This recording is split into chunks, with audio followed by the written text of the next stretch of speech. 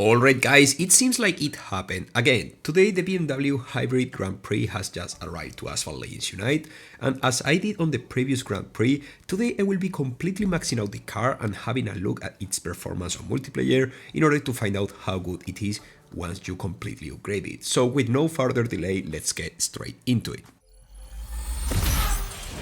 Okay, so this BMW M Hybrid is a 5 stars B-Class car, meaning that it requires 8 epic import parts in order to be fully maxed out. This time I had to max the car through real money bundles, since the token packs did not appear at the moment of making this video, and well, I am quite impatient myself as well. I would like to say that Gameloft changed the amount of blueprints a key car of this rank needs to be completely maxed out from 167 to 182, 15 blueprints more that all key cars placed around this rank, as it's the case of the Lamborghini Essenza, need to be a 6 stars. I don't really think it's quite a low move from Gameloft, which once again, and right as I said on a video about these kind of changes, is slowly making it harder for everyone with changes like this, which many people won't spot until they are on the penultimate star of a car. Anyways, once I max out the BMW, I spent all the B-Class epic wildcards I had, and as the cherry on top, I finally got the Ultimate Legends Pass, just like I said I would do,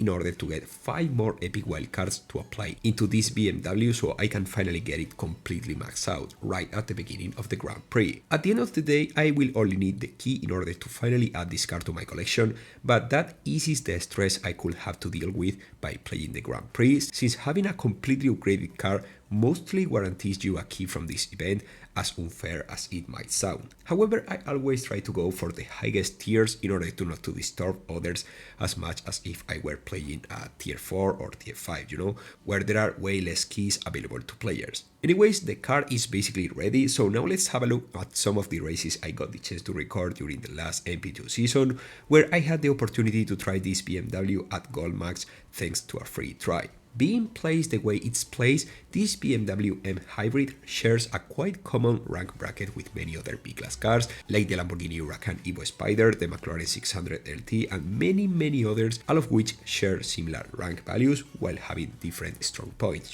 Sometimes these points being a stronger acceleration than usual, a stronger handling than usual, or as it's the case of this BMW Hybrid, a slightly higher top speed than most of the cars around this rank bracket. With Nitro, this car can go up to 372 km per hour, which paired with a Nitro value of basically 70 points, helps you to maintain safe top speed easily. The handling is not weak at all, while it's true that the acceleration of this BMW is definitely not as strong as most of the cars around it, with almost 81.5 points of acceleration. I mean, it's not that catastrophically bad, matter of fact, it's quite decent even, but on the jungle of classic multiplayer, sometimes you just need to get ahead of the pack early in the race in order to not to get knocked down or severely slowed down later. That's why I personally believe that the only drawback this car has is precisely the acceleration, because all the other stats are just really good and quite solid for a car of this rank, all being said. The handling feels quite good while steering, and I have to admit that it might be my personal experience, but it seems like this car feels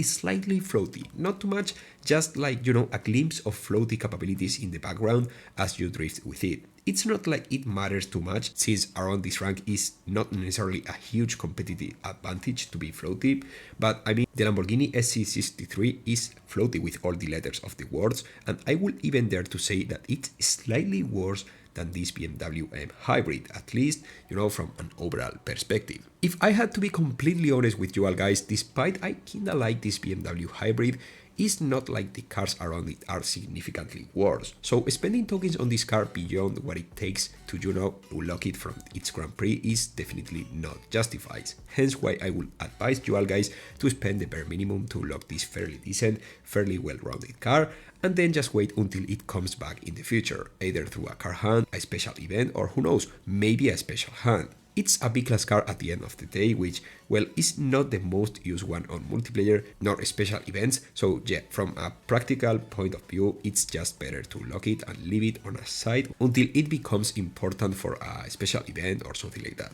I would only recommend to max it out for those collectors who want to have all the cars maxed out, as it's my case, But that's really it. I will let you have a look at the remaining races in the hopes that they help you decide, along with my humble review, if you should go beyond what it takes to unlock this car in terms of resources management. Drop your massive like if this video helped you out, make sure to subscribe in order to not to miss anything about Asphalt Legends, and I will see you really soon as usual with much more Asphalt content. Goodbye guys!